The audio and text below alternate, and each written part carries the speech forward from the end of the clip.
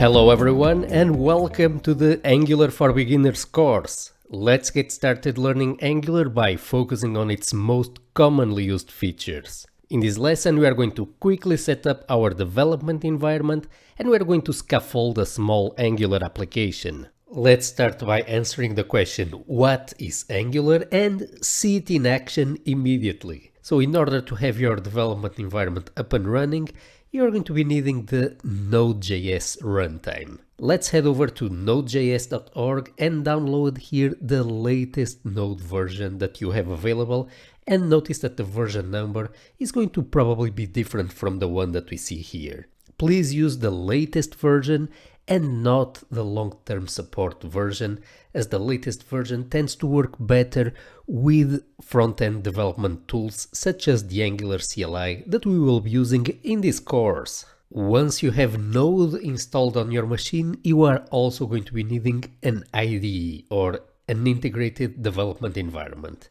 In this course, we're going to be using the WebStorm IDE. So if you want to use the same IDE that we will be using in the course, please head over to jetbrains.com/webstorm and download here WebStorm.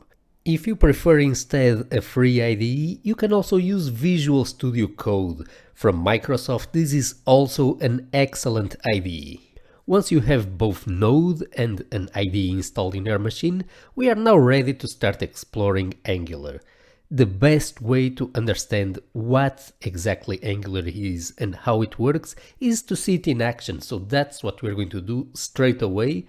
We are going to switch here to the command line and we're going to quickly scaffold a small Angular application. So in order to do that, we are going to be using the Angular command line interface, also known as the Angular CLI. The first thing that we need to do is to install it globally, because we will be running several commands here from the command line. So in order to do that, we are going to do npm install -g @angular/CLI. This is going to take a moment, but in the end we will have here the latest version of the Angular CLI in place in our machine. Once the installation completes, you're going to have available in your machine a global command line tool called ng, which is the Angular CLI itself. If you type ng and you hit enter, you're going to see here the multiple commands that we have available using the Angular CLI. Now that we have the Angular CLI in place, here is what we're about to do. We are going to use the CLI to generate here a new Angular application using the ng-new command. We are then going to run the Angular application itself using the ng-serve command. So we will have here a small hello world Angular application that we are going to explore. As you can see at this point, Angular is not only a web framework. There is also the CLI, and there is a whole ecosystem of tools that helps us to build web applications.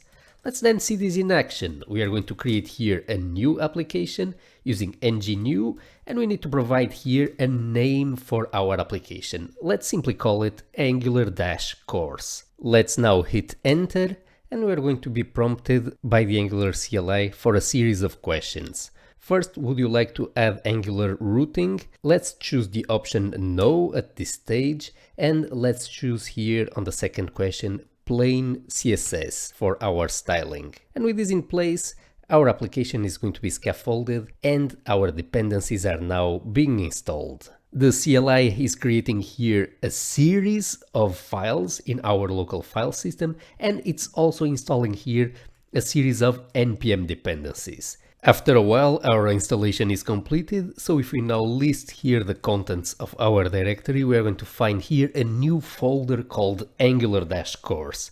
This will contain our new Angular application. If we cd into it, we are going to see that we have here a series of files that we're going to cover later in this course. Right now, what we want to do is we want to see Angular in action as soon as possible. So what we're going to do is we are going to open this folder in our IDE. Switching here to the WebStorm IDE, we're going to see that we have here the same files that we saw on the command line. So we have here a small Node module that contains a series of tasks. One of the tasks, npm start, is going to allow us to start this small Angular application. Let's do that by heading over here to the terminal and running the following command, npm start. This is going to spin off here, using the Angular CLI, a small development server. Actually, internally this is using the ngserve command. So here the server will be available on port localhost 4200. Once the server is up and running, we are going to switch here to the browser window and we are going to type the following URL, http localhost:4200, and we don't even need here this slash at the end. If we hit this URL, we are going to get here our very first Angular application. Let's then do a guided tour of the application and see what is Angular and how does it work in practice.